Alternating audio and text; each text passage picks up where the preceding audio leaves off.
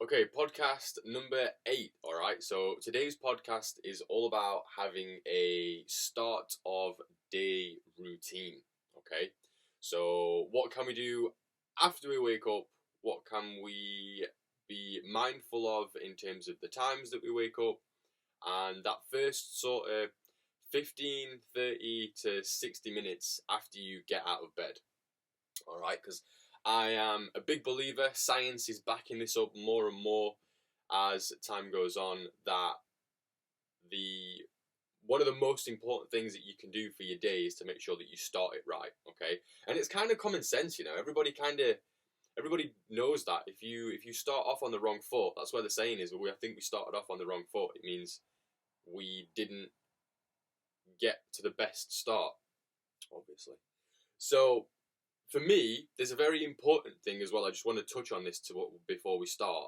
Is I don't like the word mourning, because if you had no context and I said I am mourning, it means that someone's passed away.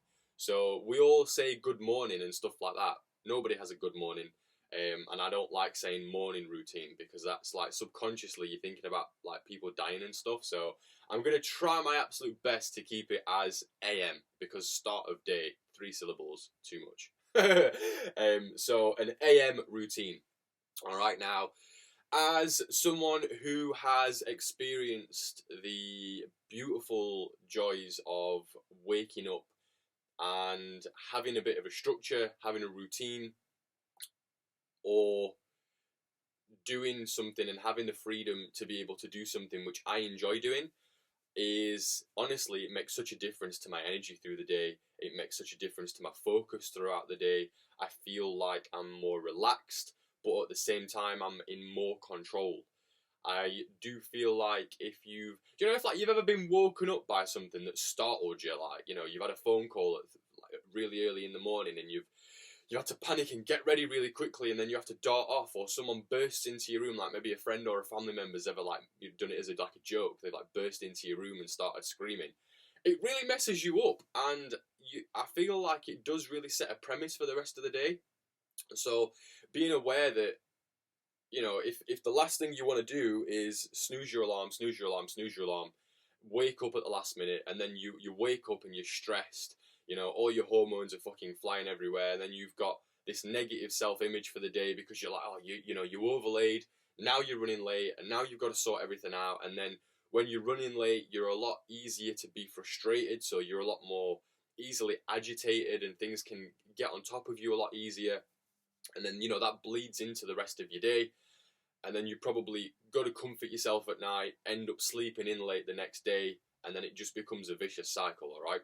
So the very first thing which I feel like is super important to making sure that your AM routine is as good as possible is try your absolute best to wake up at the same time every day, okay?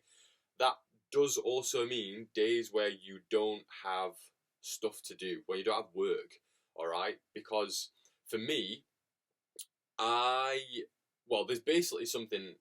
I believe it's called your circadian rhythm, which is your sleep and your wake cycle.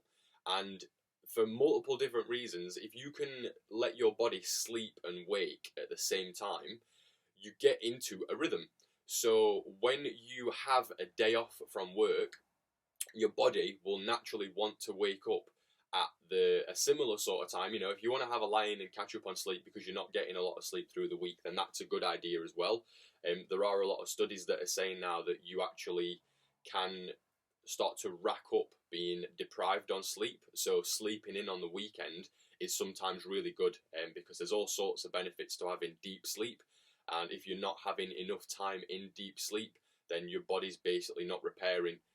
Your brain, I think your brain actually gets washed while we're in deep sleep as well. So that's why when you wake up and you feel a bit groggy, is because there's a couple of different things that go into sleep. One of them is, eating bad food, drinking coffee, because coffee has an insane amount of time inside the body that people don't realize. Lots of sugar and stuff like that all affect how much quality sleep you get. So obviously, if you're getting less quality sleep and you're getting lower amounts of low quality sleep, then your waking up process is going to be much harder, all right? So it's very important to remember that if you're struggling with waking up, if you're struggling with being able to have a routine in the morning, make sure that you're doing things before you go to sleep that are going to help. Because I've always been a big believer with you wake up, sorry. I'm a big believer in the fact that you wake up with the same energy that you went to sleep with. So if you go to sleep, that's why they say you never go to your sleep on an argument. You know, if you're with a partner, it's always worth just, you know, pillow talk. You know, I'm really sorry. I didn't understand where you were coming from. You know, reconcile, just make things up with the person, you know, make up. And just generally being aware that, you know, going to bed at a similar time every night as an adult is an acceptable thing to do. Like, one of the best things that I ever did was start and have like a 10, 10:30 shut off. Whatever I'm doing, if it gets to 10, 10:30, 90% of the time I'm starting to get into bed. There are times where I stay up until 1, 2, but I'd say 95% of the time it gets to 10, 10:30, possibly 11 o'clock, and I'm ready to hit the bed, because I'm waking up consistently at, you know, 6 and 7 in the morning, sometimes 5. So I need to be in bed. It's having an awareness. I want to have a good start to my day, so I'm going to control as much as I can at the end into my day. So, in terms of practically, then another really big important thing for me is being conscious of the energies that you're around. All right, in terms of when you wake up, you're very fragile. So you need time to wake up. You know, whether you want to do something like meditating, whether you want to do journaling, whether you want to go for a walk, whether you wake up and go straight to the gym, whether you want to read when you wake up. I feel like there's multiple different things that you can do. Even things like, you know, yoga. There's even something where you can just literally, you just stand up. I know you can't see me, but you just sort of shake like this and just get some movement in your body, you know? It can literally be anything which you feel like helps you. And I would personally try one of these. If you've never done anything and you've got no sort of idea of what these types of things will personally benefit you with, I would try waking up every day, and for 10 minutes, doesn't have to be long, 10 minutes, do a stretch every day. And then the next week, maybe try 10 minutes of reading. And then the next week, try 10 minutes of meditation.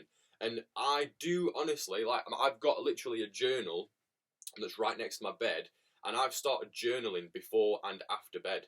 And honestly, my mind is so clear. Because there's something called a mind dump, which is you have all these thoughts and ideas and memories and bits of learning and small perspective shifts through the day. And I also believe you get stuff at night as well. That's where dreams come in. And being able to get all of that stuff out of your head and just onto paper, just it's literally like it drains out of your mind. So then if you are someone who struggles with a busy mind or anxiety, or you have a lot of ideas and you feel like your mind's always going, you've always got these thoughts coming to almost like attack you, then having that time, especially at the start of the day, to just journal is really good, because it helps me feel like I clear my mind. And then also, you know, it's quite cool to be able to look back on what you've been journaling from a year ago, and see where you were, see what you were up to. It's literally like a diary. But you don't have to be the whole, you know, dear diary, blah, blah, blah. you can practically just literally write down what you want on there, and it really does benefit you. On the other side of that, so you can put energy into creating a routine for yourself at the start of the day to feed yourself, to be more mindful, to create energy, to have that sense of, I've accomplished something this morning, and I am the type of person that, you know, does shit that I want to do. So I feel like your self-image starts to improve as well quite a lot from having an AM routine. Nearly said morning then. So I think this is even bigger for me. The most important thing that you can do for yourself at the start of the day, once you get out of bed, is guard yourself, all right?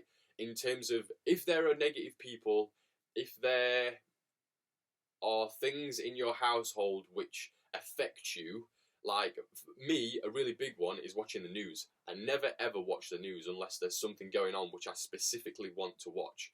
And the reason that I don't watch the news is a couple of different reasons. They incite arguments. They don't particularly have very balanced ideas, and it's for entertainment purposes. So they're literally trying to get you to watch it by any means necessary. And the whole love misery loves company comes out really well in the news because it sells.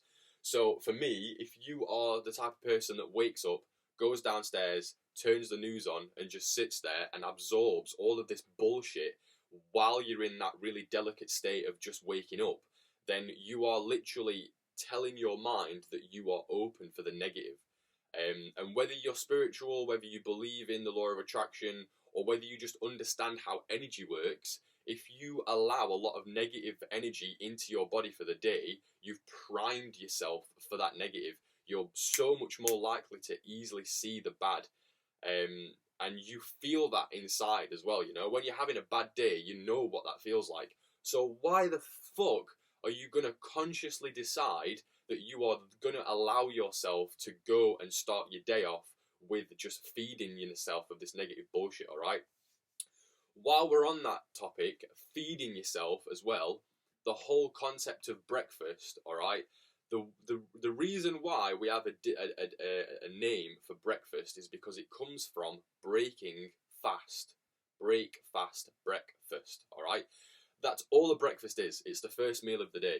And if you are consuming a cereal with loads of sugar and then pasteurized cow's milk, you are literally putting two of the worst things in your body that you can there. Never mind if you're dairy intolerant, because you're having a big sugar spike, you're having a massive amount of dairy which is being cooked, so all the good enzymes in it aren't in there anymore. So that the good stuff that was in the milk, you've basically cooked it out of the milk. And you're having that as soon as you wake up, and you're going to have a big sugar spike, and then you're going to have a big sugar crash, and then you want to go and eat more as well. So just on a little topic, don't eat cereals in the morning, in the AM. If you're going to have something for breakfast, have vegetables, have some meats, have eggs, have good quality foods. And there's no difference between the first meal of the day and the last meal of the day, unless you've got really specific dietary requirements. If you're someone who's quite neutral and you're just trying to work towards health, you want to eat protein and fats, and get your carbs from vegetables, especially in the morning, something nice and light. So for me, another really important thing to do in the start of the day is hydrate. Okay, you've had all night, and believe it or not, we do sweat a lot while we sleep. Your body, you're in a thick quilt, and normally people have heating turned on, so we're breathing all night as well. That releases moisture out of the body. So the first thing I do, regardless of what happens in the morning, is I wake up and I have a big drink of water, room temperature, and then I journal. So anything, if I've had a dream, if I've got any ideas that I went to bed with that I want to get out, I like to make sure that there's nothing in. As soon as I wake up, there is no external. My alarm goes off, I turn my alarm off, I have a drink, I journal, and then my day starts. Because that for me is my routine. I do that every single day. So no matter what happens, I know that I've kind of cemented that part in my day. And having that thing that, because it's regimented, it's a routine, I'm much less likely to just sort of wake up, start scrolling on social media or turn the TV on and let just bullshit attack me. I'm sort of putting a guard up for my energy, and then because I've put that guard up, I've put that first fence panel in, then it's like, right, well, I've done that. Now I'm either going to stretch, I'm going to read, I'm going to meditate, because I'm someone who likes to keep things different. I don't like having too much structure in my life. So what I've done is I've created a place within myself that I always drink water, I always journal. That's something that's non-negotiable. And then whatever I do after that, as long as it's something within the category of improving my health in some way, whether it's reading, whether it's meditating, whether it's stretching, going for a walk, going to the gym, going for a swim, going to the sauna, as long as it's something within that, then I'm happy, because it's something that's building me. So I've created a structure and a foundation, but I've given myself some room to play as well, because there's nothing worse than getting bored and getting resentful towards your routine. So you have to make it specific and personal to you. There's no right or wrong thing to do as long as you're doing something which is beneficial to you, all right? So I think realistically, if you are wanting to start a habit, okay, if you're thinking, yeah, okay, this sounds good, but like I struggle making changes, what I did, because I went through a phase of wanting to stretch every morning, what I did, or what I read actually from a book called Atomic Habits, which is a fantastic book, you should definitely read Atomic Habits, is the author in that talks about how if you want to do anything as a routine, just focus on doing the first step. So what does that mean? So for myself, when I stretch in my bedroom, I have got a little table at the side of my bed, and then I've got this pathway here, all right? So what I need to do is that I need to do two things. I need to move this table out of the way over there, so I've got this. And then I need to get my yoga mat out and then roll the yoga mat out. So for me, the only thing that I think about when I think about my morning routine is moving the table. Because if I move the table, I'm not then going to just get in bed. I'm not then going to just turn the TV on because the table's moved. Once the table moves, the yoga mat comes out and I'm stretching. I don't build up, oh, well, I've got to get out of bed, I've got to move the table, I've got to sort all the wires out, I've then got to open the curtain, I've got to find the yoga mat, I've got to roll the yoga mat out, because then that's like 4, 5, 6 things that I've got to do, and that's overwhelming. Whereas if you just focus on, move the table, that's it, just move the table. Just that one thing. It's the same thing as if you want to start and maybe go for a walk in the morning. Rather than thinking about, well, I've got to get the keys, I've got to open the door, I've got to see what the weather's like outside, I've got to find my shoes, I've got to put my shoes on, I've got to make sure that I brush my teeth, I've got to leave the house, I've got to lock the door, I've got to think about where I want to go. You're building it up. All you need to do is put your shoes on. Because if you put your outdoor shoes or your running shoes or whatever you walk, if you put those shoes on, you are leaving the house. There is no, because who the fuck puts shoes on and then thinks, oh, I'm just going to take my shoes off? You don't do that. If you do that, you really need to work on your fucking discipline. So just think about, if you want to start and read in the morning, put your book next to your bed and read one page. That's it. You just have to pick your book up and read one page. And if it's an interesting book, you will want to read more pages, all right? There's a little bit to be said there. Don't force yourself to read something if you're not interested in it, because then you're just fighting yourself, and that's never a good idea. Another one might be, if you want to start and hydrate in the morning, have one mouthful of water. Don't think, oh, I've got to go downstairs and I've got to get the water and I've got to blah, blah. Just drink a mouthful of water, because then you've already got the glass at your face, so you can drink more, So the little sneaky thing that you're doing there is you're telling your brain that you've got to try and accomplish something that's really small. You will do that because it's something that you want to do, and then you will just carry on doing the action. So you'll go and leave the house and go for a walk. You'll move the table, get your yoga mat out and go for a stretch. You'll read 3, 4, 5, 6, 10 pages. You will carry on drinking that glass of water.